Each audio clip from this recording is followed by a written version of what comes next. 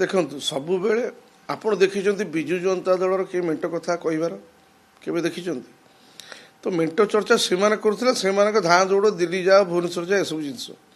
ତେଣୁ ଆମେ ସବୁବେଳେ ଗୋଟିଏ କଥା କହିଛୁ ଯେ ଓଡ଼ିଶାର ସ୍ୱାର୍ଥ ଦୃଷ୍ଟିରୁ ଯେଉଁଟା ଭଲ ହେବ ମାନନୀୟ ମୁଖ୍ୟମନ୍ତ୍ରୀ ନିଷ୍ପତ୍ତି ନେବେ, ଏହା ହେଉଛି କଥା।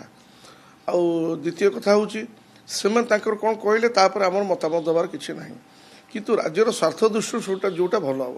ଦ୍ୱିତୀୟ କଥା, ଏମିତି ବହୁତ ଆଲୋଚନା ଚାଲିଲା ଯେତେବେଳେ ଦେଖିଲୁ ଆପଣଙ୍କର ମିଡ଼ିଆରେ ବାହାରିଲା ସବୁ ବାହାରିଲା, ମାନନୀୟ ମୁଖ୍ୟମନ୍ତ୍ରୀ ଦୁଇଟି ବାକ୍ୟ କହିଥିଲେ ଯେ ରାଜନୀତିରେ ଦୁଇଟି ଜିନିଷକୁ ବିଶ୍ୱାସ କରି, ଗୋଟେ ହେଉଛି ଗୁଜବ ଏବଂ ମିଛ କଥା।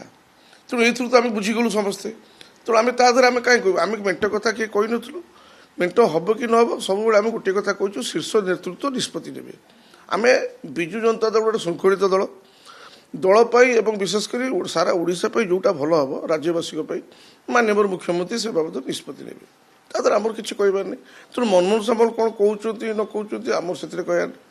ଯଦି ମେଣ୍ଟ କଥା ସିଏ ଉଠାଉଛନ୍ତି, ସିଏ ବାର ଦିଲ୍ଲୀ ଦୌଡ଼ି ଯାଉଥିଲେ କାହିଁକି?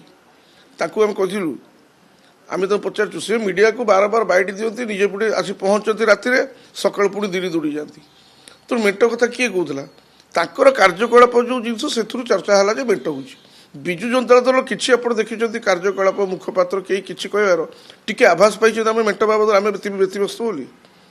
ଆଉ ଦ୍ୱିତୀୟ କଥା ହେଲା ସେ ସରକାର ଗଢ଼ିବେ ବୋଲି କହିଛନ୍ତି, ଭଲ କଥା, ଆଶା କରିବା ସ୍ୱାଭାବିକ। ଏବଂ କିନ୍ତୁ କ'ଣ ହେବ ଆପଣମାନେ ମଧ୍ୟ ଜାଣିଛନ୍ତି, ବର୍ତ୍ତମାନ ସାରା ପୁରପଲ୍ଲୀରେ ଯେତିକି ଗାଁ ଗହଳି ଯେଉଁଠି ଦେଖିବେ ସବୁ ଜାଗାରେ ହସ ହସ। ମାନ୍ୟବର ମୁଖ୍ୟମନ୍ତ୍ରୀ ଗନ୍ତାଘର ଖୋଲି ଦେଇଛନ୍ତି ଲୋକମାନଙ୍କ ପାଇଁ। ତେଣୁ ଯାହାକୁ ଦେଖେ ପ୍ରତ୍ୟେକ ଦିନ, ଏବେ ମୁଁ କାଲି ଫେରିଲି, ସରପଞ୍ଚ ମାନଙ୍କର ଦରମା ବଢ଼ିଲା, ଜିଲ୍ଲା ପରିଷଦ ବଢ଼ିଲା, ସେମାନେ ମଧ୍ୟ ବହୁତ ଖୁସି। ଯିଏ ଯାହା ଡିମାଣ୍ଡ କରୁଛି ସାଙ୍ଗେ ସାଙ୍ଗେ ପୂରଣ ହେଉଛି। ତେଣୁ ଦେଖନ୍ତୁ ସାରା ଓଡ଼ିଶା ହସୁଛି।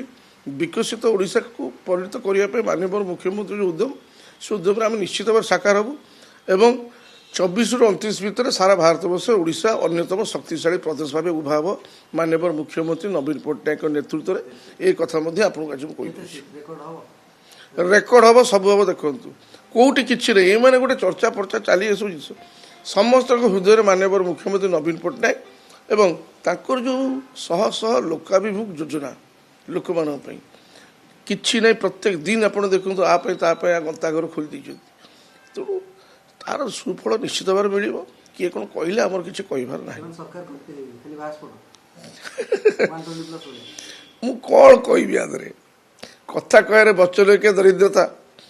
ତେଣୁ ମୋତେ ହସ ଲାଗୁଛି ଏଇଟା ଭାବିଲା ବେଳକୁ। ତେଣୁ ଯାହାହେଲେ ସିଏ ଜଣେ ଶୀର୍ଷ ନେତୃତ୍ୱ, ତେଣୁ ସିଏ କ'ଣ କହିଛନ୍ତି ତାଙ୍କ ଉପରେ କହିବାଟା ମୁଁ ଖାଲି ହସି ଦେଉଛି, ସେଥିପାଇଁ କ୍ଷମା ମାଗି ଦେଉଛି। କିନ୍ତୁ ଏସବୁ କଥା ତାର ଉତ୍ତର କିଛି ଦେଇ ଲାଭ ନାହିଁ। କିନ୍ତୁ ଏଇଟା ଆପଣ ଜାଣି ରଖନ୍ତୁ, ରେକର୍ଡ କରିବେ ମାନ୍ୟବର ମୁଖ୍ୟମନ୍ତ୍ରୀ ଷଷ୍ଠ ଥର ଭାବେ ଶପଥ ନେଇକି। ଆଜି ଆପଣ ଲେଖି ରଖନ୍ତୁ, ସାରା ପୁରପଲ୍ଲୀରେ କେମିତି ଭୋଟ ଆସିବ ଆପଣ ଦେଖିବେ।